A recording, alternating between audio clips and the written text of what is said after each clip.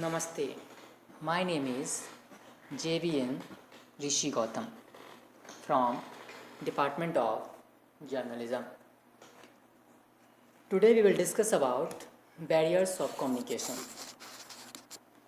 The communication barriers may prevent communication or carry incorrect meaning due to which misunderstandings may be created. Therefore, it is essential for a manager to identify such barriers and take appropriate measures to overcome them.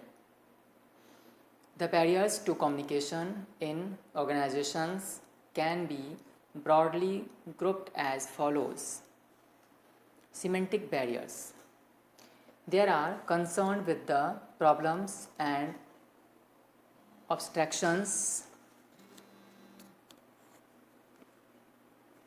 There are concerned with the problems and obstructions in the process of encoding and decoding of a message into words or impressions.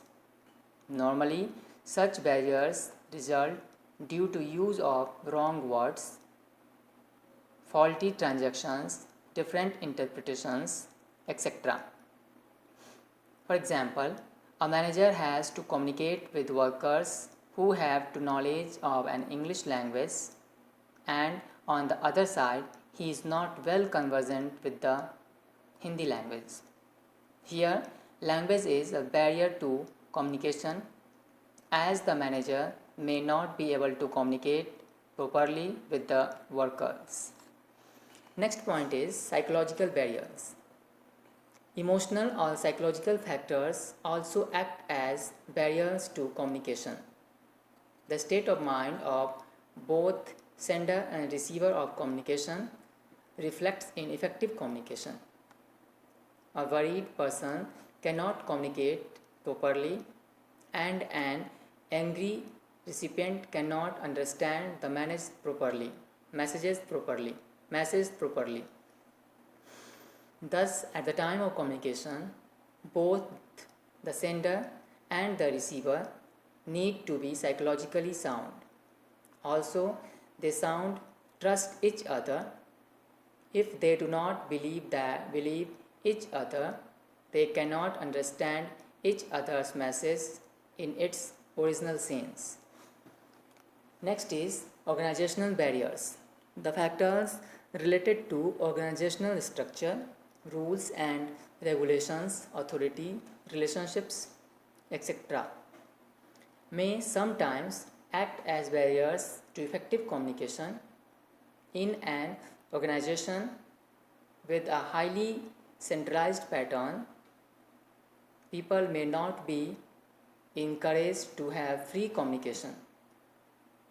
Also, rigid rules and regulations and cumbersome procedures may also become a hurdle to communication.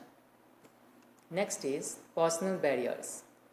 The personal factors of both sender and receiver may act as a barrier to effective communication. If a superior thinks that a particular communication may adversely affect his authority, he may suppress each communication. Also, if the superiors do not have confidence in the competency of their subordinates, they may not ask for their advice.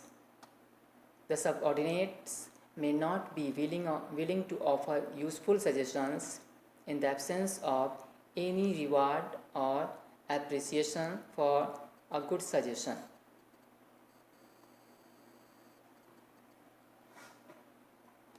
Means so many barriers in communication process, like semantic barriers, psychological barriers, organizational barriers, personal barriers, etc.